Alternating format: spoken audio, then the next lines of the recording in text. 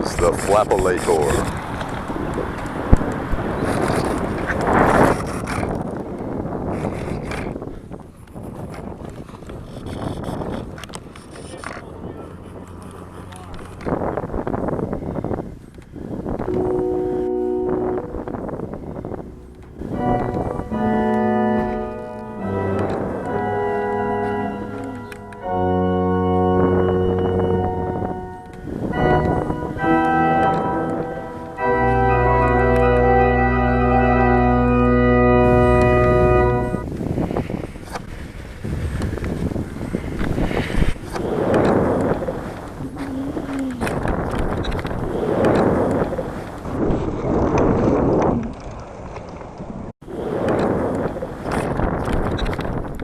The ongoing series of test flights, and I have this full range dual antenna receiver in there, DSM2.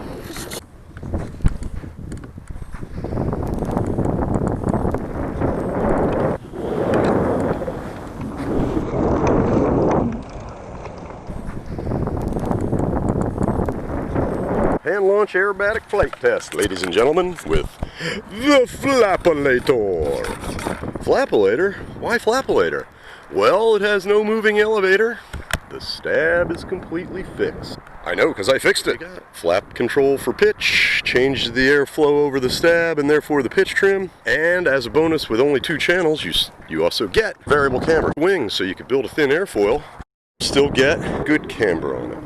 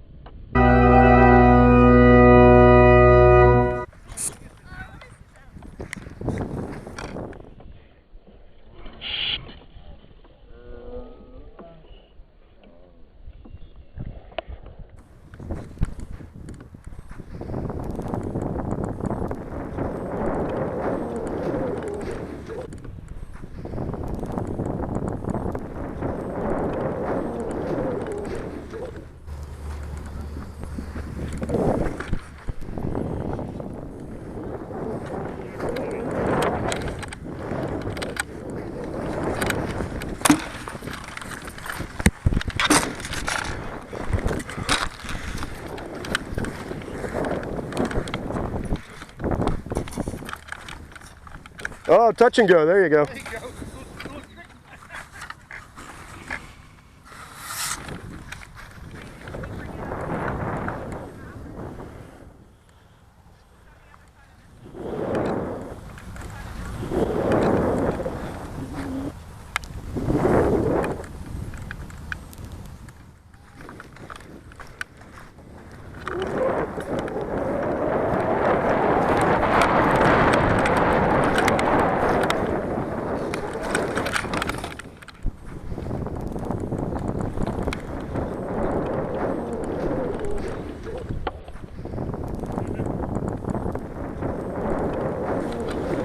Gentle breeze, there's not much turbulence. Oops. And there's enough lift to get a couple passes, which is teaching me how to fly the airplane, so that's good. These are all good things. My catfish whiskers, man, there they are.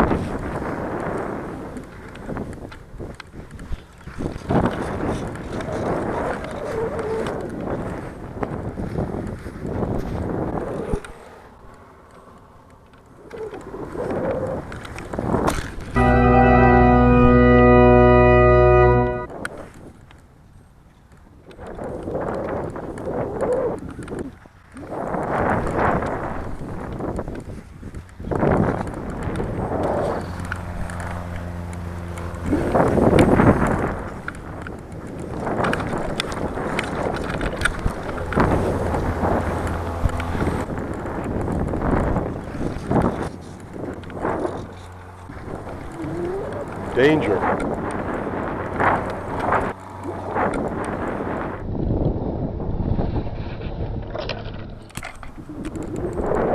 Toward the slope, as you're never supposed to. So just try towards the line so you can get away with it.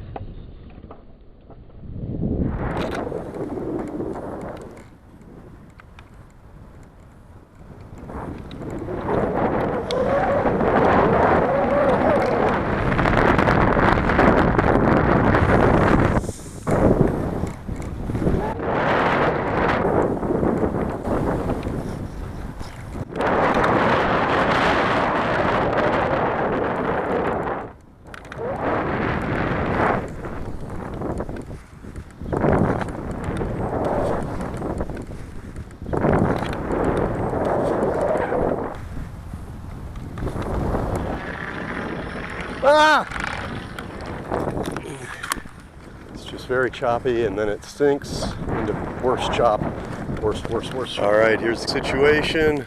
Looking back east, and then to the north, west, then to the north, and then back east toward the sunrise and the ocean, and then a lot of darkness to the south, but that rain I think has already passed. It's good to try to force it to land before you run out of airspeed and control, so you don't get cartwheeled again. The problem here now is that the sand is wet because of the rain, so it sticks more readily to the airframe, potentially complicating our weight and balance situation. Important here is that I have the stab is curved side down, right? So it's developing as much downforce as I can get.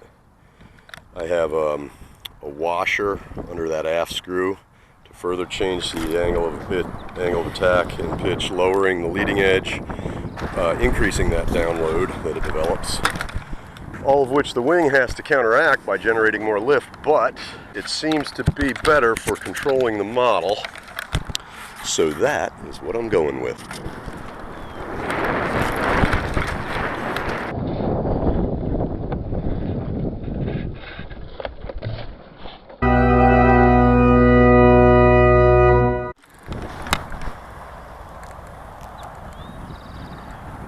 Is the lift, ladies and gentlemen, and this is the big question. Super thin airfoil, and it's not perfect either. Like on the hinge here, you know, we got all this mess, so there's a lot of room for improvements on this airplane. They're not cosmetic, they're mostly minor, but when you add them all up, I think it will make a difference. And so I want to preserve this thing as long as I can. Looks like there's some sand in there. It's going to add weight. And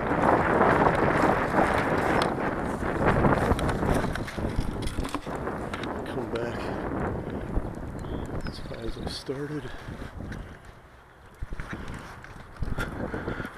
Could have kept flying that, but it's always cool to catch it when you can. How's it look over here in the... Yeah, very nice. Without the sun behind it, or lighted sky. Now, what do we got back here? Let's keep an eye on this condition here. So here's the inspection. You got to do this on every flight, especially if it lands on the ground. That is evil. Look at that. And you don't want it getting into the tail tube either. It is nice to trust the range. I couldn't do that with those little SON short range receivers. Super lightweight, easy to set up the SON, but yeah, it's limited range, so taking your chances. And with a framed up model, I can't afford those chances, so I had to go with a full range receiver, and then they're heavier, so you got to deal with how to balance, where to put it. Fortunately, the long nose of this model gives you a lot of options in that regard. There's a towering cumulus. Super distinct top, and over here, massive, but that's all inland and not really a threat to us because it's in no way, shape, or form upwind. The wind, that's northwest.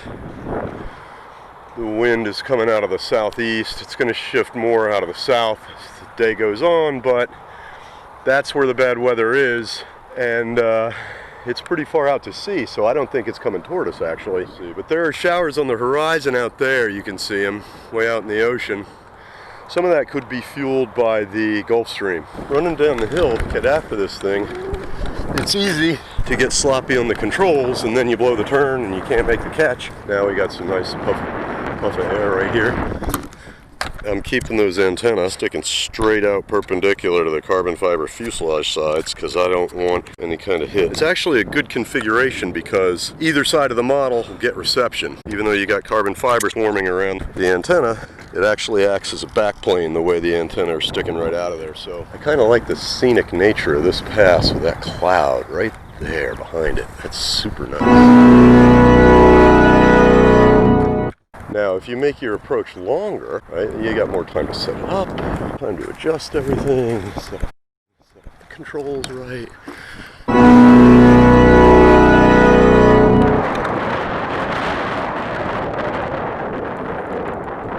Gets a little rough in the burble there.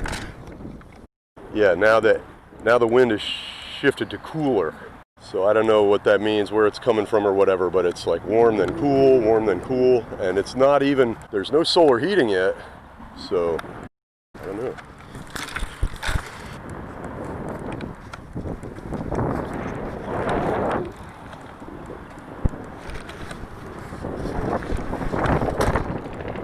Just back here, see if it's gonna hang around for us.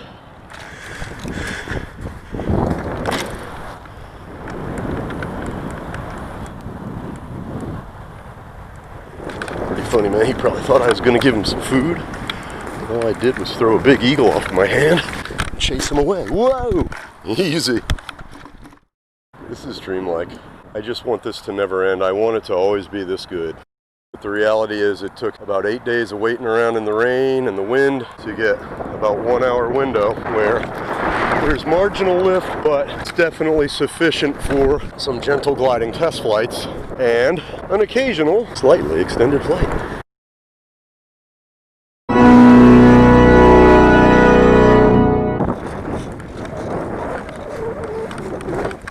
When you ride backstick, putting that flap down, it adds a lot of induced drag.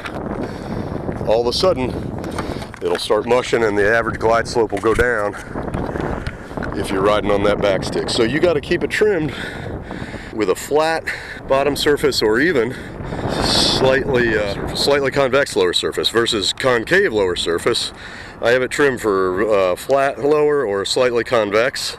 That would be like a lot of convex or negative camber toe.